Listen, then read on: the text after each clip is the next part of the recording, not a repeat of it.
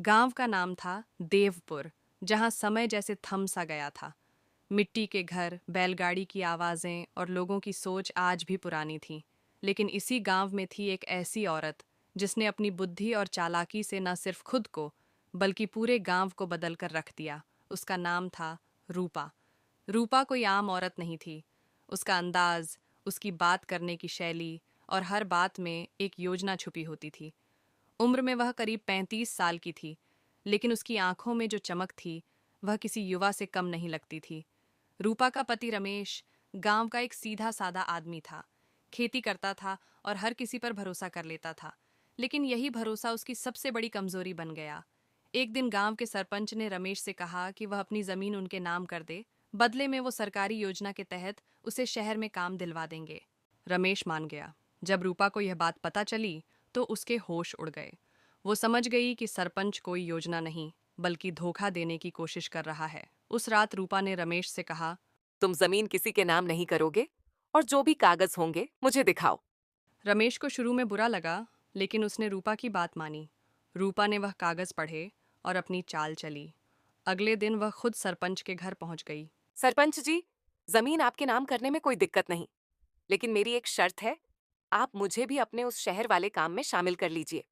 सरपंच चौंक गया, लेकिन रूपा के आत्मविश्वास से प्रभावित हो गया और बोला, बोला, तुम तो औरत हो, क्या काम करोगी शहर में? औरत हूँ, तभी तो सब कर सकती हूँ। जमीन भी समझती हूँ और जमीर भी। रूपा ने गांव की कुछ औरतों को इकट्ठा किया और उन्हें स्वरोजगार के लिए प्रोत्साहित किया। उसने बताया कि कैसे छोटे छोटे काम जैसे अचार बनाना, कपड़े सिलना, गोबर के उपले बनाकर शहर में बेचना, ये सब गांव की आमदनी बढ़ा सकते हैं। रूपा ने गांव के ही एक मास्टर से मिलकर औरतों को सिखाना शुरू किया। कैसे बैंक से लोन लिया जाता है, कैसे योजना के तहत सहायता मिलती है। इधर सरपंच सोचता रहा कि जमीन उसके नाम होने वाली है। उधर रूपा ने पंचायत में जाकर सरकारी अफसरों के सामने सबूतों के साथ बताया कि सरपंच किस तरह लोगों को धोखा दे रहा है। सरपंच की पोल खुल गई, उसके खिलाफ जांच बैठ गई और रूपा की सराहना होने लगी। कुछ ही महीनों में गांव में बदलाव आने लगा। जहां पहले औरतें पर्दे में रहती थीं, अब वे बैंक जाती, मीटिंग करती और खुद निर्णय लेने लगी थीं। गांव में एक महिला मंडल बना जिसका नेतृत्व रूपा ने किया।